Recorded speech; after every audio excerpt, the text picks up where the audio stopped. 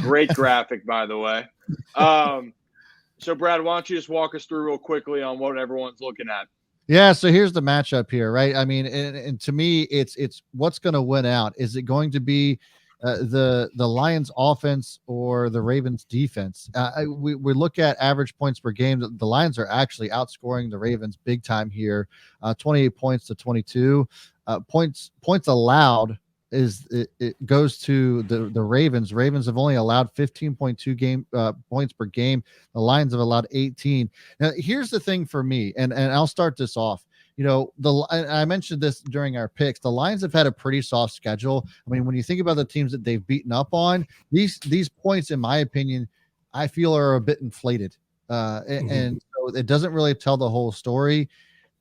The teams that the Ravens have played up to this point, I think, are higher caliber teams that you would see score a decent amount of points, and so I think, in my opinion, that this is why I'm giving the Ravens the edge on this, is because they've just faced tougher teams and come out with dubs. I know. Look, the Steelers game was kind of a one-off because there's everything that could go wrong went wrong, and the Colts game was also very weird.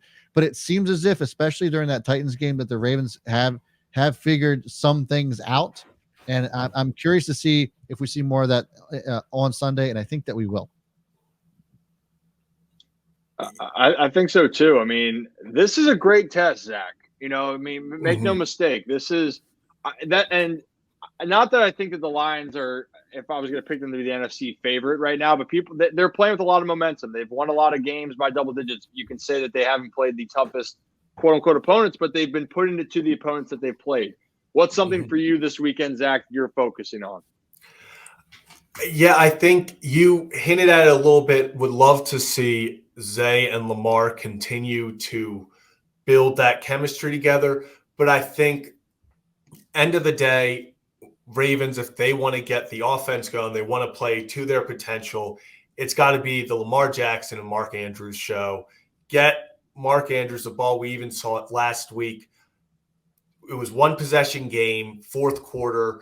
Lamar, incredible pass over the middle, gets, I think it was like 30, 40 yards to Andrews, pretty much iced the game and won it there. So that's kind of what I'm looking for more of. I think they really get Andrews involved this week. Go back to all reliable. I'm going to take the Ravens, and I'm going to get even more bold here. I'm going to say they win by 8+. I think this is going to be one of those games where the Ravens just kind of come out and fire on all cylinders, finally put everything together. If the Lions want to make Lamar pass, I think he makes them pay.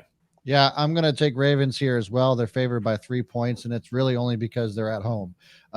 Speaking of being at home, the record against teams that go to the playoffs at home is not great. That's a weird stat to throw around. I've been seeing that all week long. But nevertheless, I'm going to take the Ravens. I think the Lions have had a pretty soft schedule up to this point, and there's a lot of hype around them. Their defense is good, deservedly so as far as recognition is concerned. But I think the Ravens are just a better team all around. The Ravens prove everyone that they are one of the most complete teams, and they put it together in Baltimore. They even the record with the Lions. They'll both be 5-2. Baltimore wins that game. Because the Lions have such a great rush defense, they're number one in the NFL ahead of the Philadelphia Eagles. That it's going to be the Lamar Jackson, Zay Flowers show, to be honest, to be specific. Derek Mason, who has a lot of categories statistically for the Ravens, decent what receiver. He thinks about, I would say so. But he had such high praise for Zay Flowers. And do we have that right here, Brad? Yeah, here you go.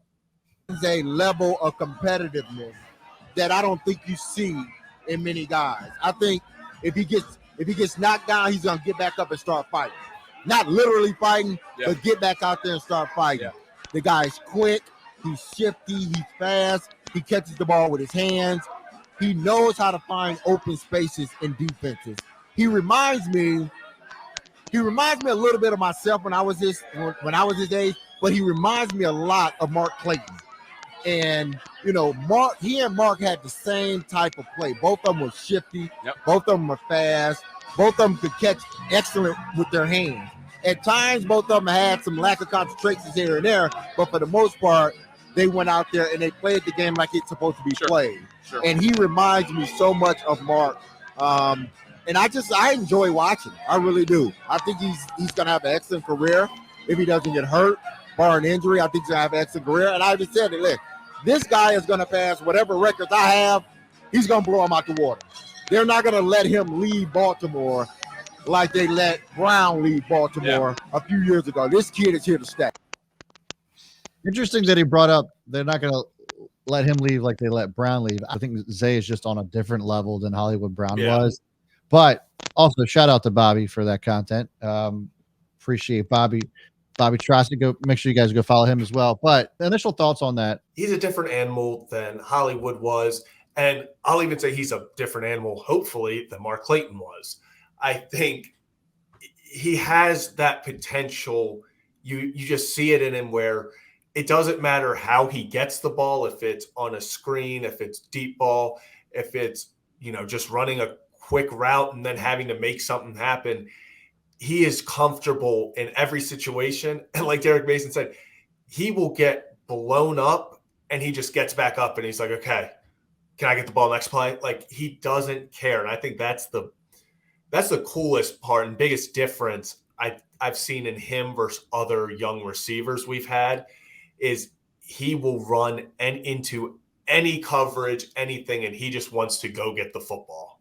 Yeah, I agree. I mean, he's got 35 catches for 367 yards in 6 games. Guy's been an absolute stud. He's on pace to break a rookie record for the Ravens as far as yards are concerned.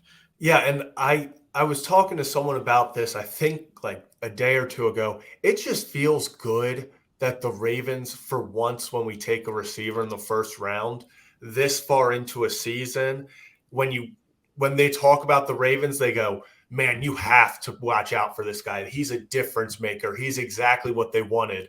Because what I'm used to is we're 6 weeks in and it's, okay, well, he's got to come around. He's still fighting injuries. He's injured, right? Yeah, he's got to get they're building chemistry, like all the, word salads that we'd receive from coaches and players, Yep. They got to get the timing down.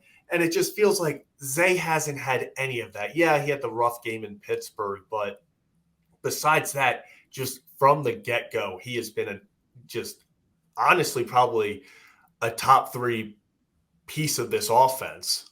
Oh, for sure, without question. Yeah. And he takes a lot of the attention away from the other receivers too, and that's why we've seen Nelson Aguilar also get open a lot. So